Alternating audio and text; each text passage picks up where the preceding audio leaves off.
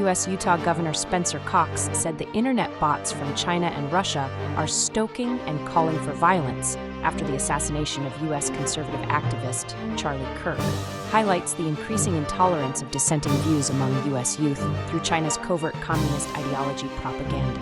Cox said at a press conference in Utah on September 11th, "We have bots from Russia, China, all over the world that are trying to instill misinformation and encourage violence. I would encourage you to ignore those, to turn off those streams. There is a tremendous amount of disinformation we are tracking.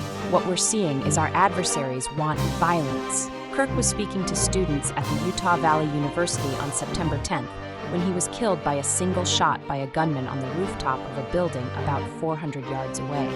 Kirk was a staunch Christian who had been going to U.S. university campuses for years to open up the critical thinking toward conservative values of students who have embraced communist, socialist, or radical ideologies by engaging in debates in a respectful manner.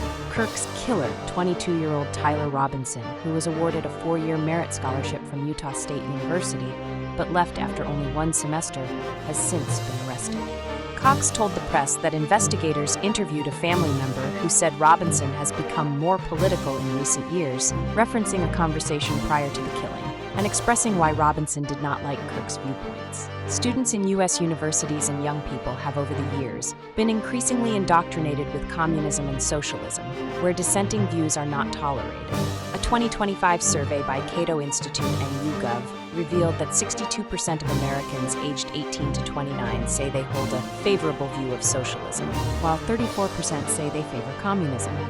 Americans for Public Trust, APT, warned about the effects of monies flowing into college campuses from China are dangerous and widespread to disseminate the Chinese government's communist propaganda on the U.S. students. APT said that for years, the Chinese government has sponsored Confucius Institutes under the guise of promoting the Chinese language and culture in schools all over the U.S. as soft power vehicles to instill its communist ideology. In 2024 alone, the Chinese government poured $175 million in gifts and contracts into the U.S. tertiary education system.